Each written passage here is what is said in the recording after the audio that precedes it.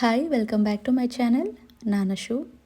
ಇವತ್ತು ಸಿಂಪಲ್ಲಾಗಿ ಯಾವ ರೀತಿ ಚಿಕನ್ ಸಾಂಬಾರು ಮಾಡೋದು ಅಂತ ತೋರಿಸ್ಕೊಡ್ತಾ ಇದ್ದೀನಿ. ತುಂಬ ಈಸಿ ಕೂಡ. ಒಂದು 15 ಮಿನಿಟ್ಸಲ್ಲೆಲ್ಲ ಈ ಸಾಂಬಾರು ಆಗೋಗ್ಬಿಡುತ್ತೆ. ಮೊದಲನೇದಾಗಿ ಒಂದು ಕುಕ್ಕರ್ ಇಟ್ಟು ಸ್ವಲ್ಪ ಎಣ್ಣೆ ಬಿಟ್ಟು ಸಣ್ಣದಾಗಿ ಹೆಚ್ಚಿರೋ ಈರುಳ್ಳಿ, ಇಲ್ಲಿ 3/4 kg ಚಿಕನ್ ತೊಗೊಂಡಿದ್ದೀನಿ.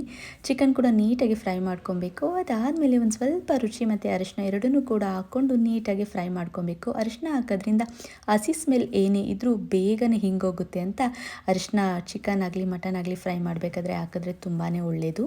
ಮತ್ತು ನಾನಿಲ್ಲಿ 3/4 kg ಚಿಕನ್ ತೊಗೊಂಡಿರೋದ್ರಿಂದ 3ರಿಂದ 4 ಈರುಳ್ಳಿ ತೊಗೊಂಡಿದ್ದೀನಿ, ಸಣ್ಣ ಈರುಳ್ಳಿ.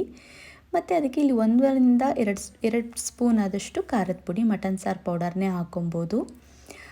ನೀಟಾಗಿ ಸಣ್ಣಕ್ಕೆ ಗ್ರೈಂಡ್ ಮಾಡ್ಕೊಬೇಕು. ಇದನ್ನು ಖಾರದ ನೀರು ಅಂತ ಹೇಳ್ತೀವಿ. ಇಲ್ಲಿ ಸುತ್ತಲೂ ಎಣ್ಣೆ ಬಿಟ್ಟಿದೆ, ಅಂದರೆ ಚಿಕನ್ ಬೆಂದಿದೆ ಅಂತ.